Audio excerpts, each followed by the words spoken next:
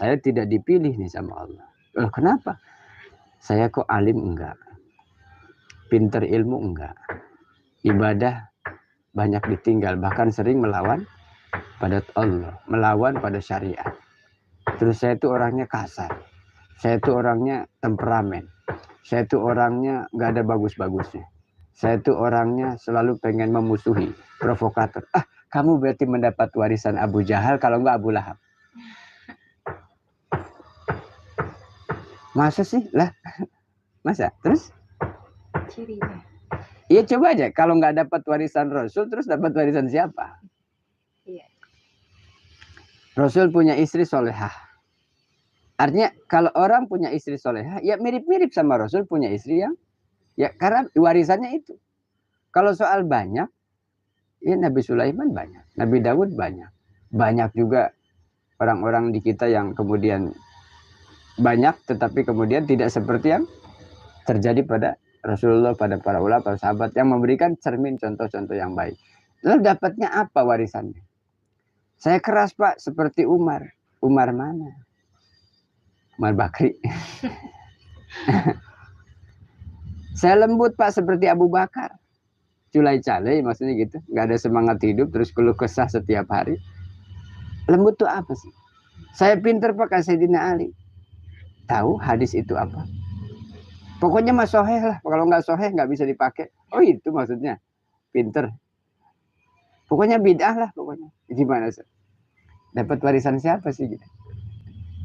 Nah, itu kalau di muhasabah gitu. Iya juga ya. Saya tidak diwarisi ilmu, tapi saya menjadi istri dari seorang yang berilmu. Itu warisan siapa? Saya tidak alim agama, tapi saya punya anak yang alim. Itu warisan siapa?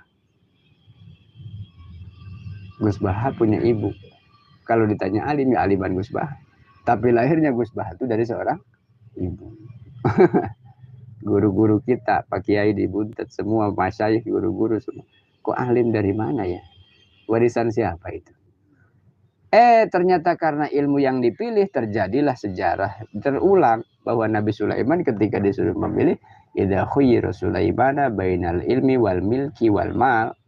Ketika Nabi Sulaiman disuruh milih antara ilmu, kerajaan dan harta, fa khayyara Sulaimana al ilma.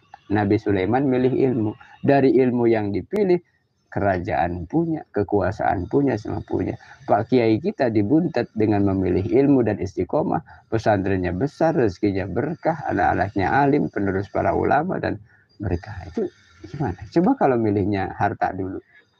Pilihannya pasti bisnis. Ada ustadz kaya, pilihannya bisnis, buka kantor apa gitu. Pilihannya pasti bisnis kuliner, pabrik apa gitu. Tapi tetap dipanggil ustadz. Ngajar Pak, udah enggak sekarang. Lah terus ganti dong, jangan panggil ustadz. Sekarang panggilnya bos. Pak bos. Panggilnya manajer. Udah enggak ngajar lagi, udah enggak baca kitab lagi, udah enggak baca Quran. Bahkan kalau udah enggak sholat lagi, ya terus apa namanya? Mestinya begitu, untuk menyadarkan kita tuh, saya tuh dapat taufik apa tidak? Cocok apa enggak sih saya dengan tujuan Allah? Kenapa saya ditakdirkan mondok dari kecil? Lalu pesantren lama, belajar kitab, belajar ngaji, belajar apa saja, lalu keluar kok jadi begini. Apa ini yang Allah maksud saya itu ditakdirkan? Lalu kita bilang, oh saya ditakdirkan begini. Pertanyaannya, senang apa enggak senang? Duh, kenapa saya tidak jadi anu ya? Lah, sekarang enggak senang berarti. Nanti Allah tukar nih. Jadi karyawan pabrik yang pergi pagi pulang sore, yang malamnya mungkin lembur dan setiap hari begitu terus. Begitulah. Tapi yang begitu baik-baik aja, bagiannya dia itu. Nah saya dapat bagian apa dari Allah? Terima saja, bersyukur. Ya bersyukur karena ini mah warisan yang gak semua orang punya. Nah dari memilih ilmu akhirnya kehidupan baik. Berkah anak saya soleh-soleha. Kehidupan normal seperti orang pada umumnya. Waktunya tidur. Tidur kadang-kadang banyakkan tidurnya. Waktunya istirahat. Istirahat kadang-kadang banyakkan istirahatnya. Waktunya makan kadang-kadang berlebihan. Padahal yang kita pilih bukan itu.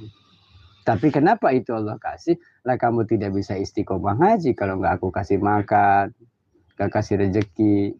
Gak kasih uang, gak kasih peluang. Kamu gak akan bisa ngaji kemana-mana kalau kamu gak punya kendaraan. Kamu mau dijemput jamaah tiap hari. Atau kamu mau pesan Grab tiap hari. Oh jadi gitu ya Allah. Iya, kamu rela nggak, ridho nggak aku jadikan begini? Saya terima dah, ya Alhamdulillah. Kamu bangga nggak? Ya bangga. Kenapa? Saya sadar bahwa saya pilihan. Ada banyak orang pengen bisa ngaji, ya Allah, sampai botak. Saya Alhamdulillah nggak botak, belum ubanan. Ya uban dikit-dikit mah, itu tanda aja itu mah. Ingat umur gitu. Ya bangga saya, kenapa? Ya kalau gitu kamu bersyukur. Cara bersyukur gimana? Ya saya akan tunjukkan apa yang engkau kasih untuk saya manfaatkan sebaik-baiknya. Saya ambil kesempatan sebaik-baiknya. Mengingat, menimbang usia yang tidak lagi muda, saya akan maksimalkan ini di sisa usia. Kira-kira begitu.